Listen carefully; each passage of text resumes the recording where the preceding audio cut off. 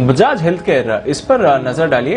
Antiviral tablet फैविपिरावीर जो काफी दिग्गज फार्मा कंपनीज बना रही हैं, अब बजाज हेल्थ केयर को भी इस दवाई को बनाने के लिए और मार्केट में लॉन्च करने के लिए मंजूरी मिल गई है। फैविपिरावीर अब बजाज हेल्थ केयर भी बेचेगी, तो ये इंटरेस्टिंग डेवलपमेंट है। पता नहीं था कि बजाज हेल्थ केयर भी इस स्पेस को टारगेट कर रहा है, बट इसके बेसिस पर आप देख रहे हैं कि स्टॉक पर रिएक्शन बनते हुए दिख रहा है।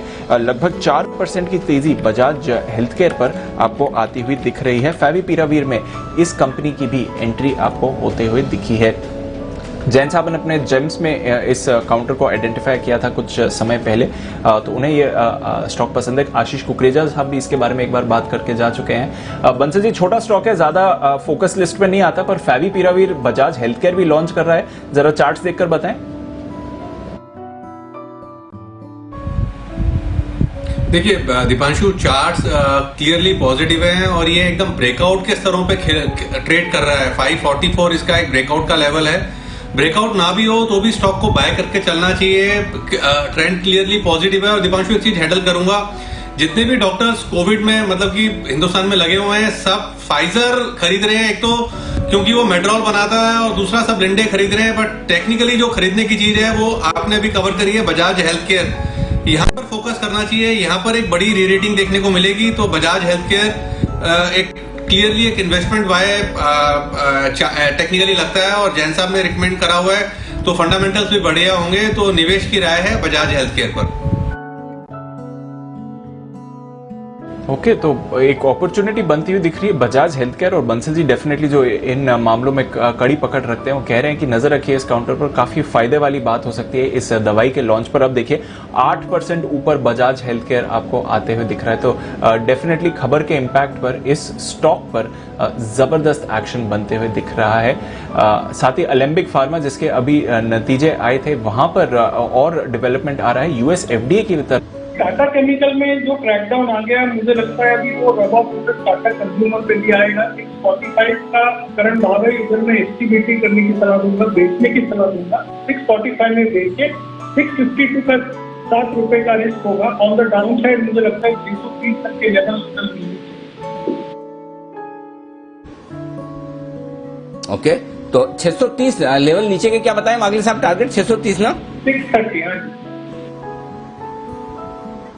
ओके, 630। तो ये है आपके लिए टाटा कंज्यूमर्स में बिकवाली करने की राय। लेकिन एक स्टॉक लाइए रडार पर, मार्केट वाइड पोजीशन लिमिट है। लेकिन इंटरेस्टिंग बात है कि टाटा केमिकल्स इस स्टॉक का नाम आ रहा है। हालांकि स्टॉक बैन में तो नहीं आएगा, लेकिन 91% के आसपास मार्केट वाइड पोजीशन लिमिट आ चुकी है। और आमतौर पर ये स्टॉक कभी बैन में आता नहीं है। ज्यादातर तो प्रीवियस ट्रेंड तो यही कहता है कि स्टॉक नहीं आता, लेकिन यहाँ पर नजर रखनी होगी 91% हो गई है मार्केट वाइड पोजीशन लिमिट। लेकिन बैन में तो नहीं आएगा क्योंकि 95% अभी तक market wide position limit cross नहीं की है।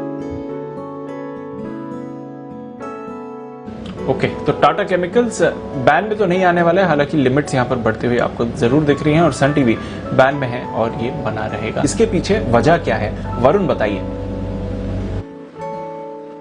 डेफिनेटली दीप, सही कहा आपने कि शिपिंग रेट्स में एक जोरदार उछाल देखने मिला। इनफैक्ट 2010 के बाद से सबसे उच्चतम स्तर पे पहुंच गया, यानी कि 10 साल के उच्चतम स्तर पे जो है वो शिपिंग रेट्स पहुंच चुके हैं। वैसे भी हम देख रहे थे, देखिए किस तरह से शिपिंग रेट बढ़ रहे थे, क्योंकि कंटेनर की कमी हो रही थी, उसका भी इम्पैक्ट देखने मिल रहा था। और इसके बाद आप देखिए जो नंबर ऑफ ट्रेड्स है वो एकाएक काफी बढ़ गए। और खासकर ये जो वैक्सीनेशन हो रहा है, तो वैक्सीन की डिमांड के चलते भी काफी हद तक जो ट्रेडिंग है वो बढ़ती हुई दिखाई दी है। और इसके कारण खासकर ये जो रेट्स है वो बढ़े हैं। खासकर चाइना से काफी बड़ी डिमांड आ रही है, उसका भी इम्पैक्ट देखने मिला। यूएस की जीडीपी देखिए, वहाँ अच्छी खासी बढ़ोतरी देखने मिली है और वहाँ पे कंटेनर इंपोर्ट में करीब 50% के आसपास का उछाल देखने मिला है।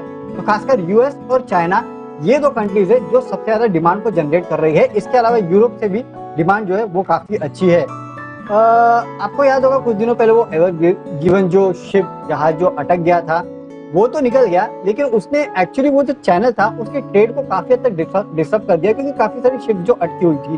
और अभी भी माना जा रहा है कि हो सकता है कि 2-4-6 महीना लग सकता है उस पूरे चैनल को नॉर्मलाइज होने में।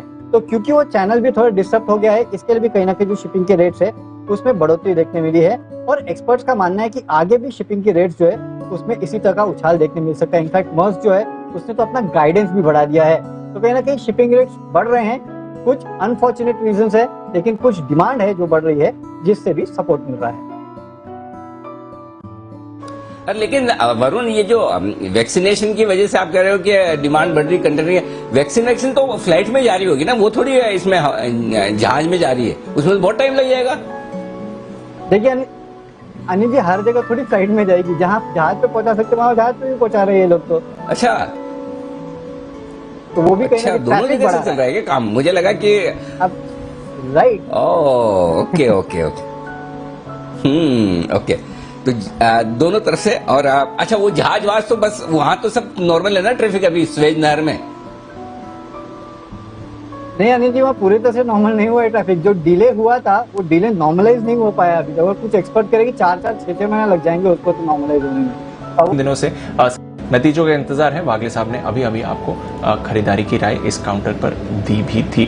टाटा पावर, इंटरेस्टिंग मूव्स आ रही हैं इस काउंटर में पिछले 2-3 दिनों से। सचिन जी, कुछ खबरों के दम पर थोड़ा ये स्टॉक फिसला था, बट संभला हुआ है। बड़ी गेन नहीं आई है, बट 2-3 दिनों में देखें तो पॉजिटिव मोमेंटम इस पर बना हुआ है और 100 के ऊपर है। टाटा पावर पर कोई ट्रेड दिखता है सचिन जी?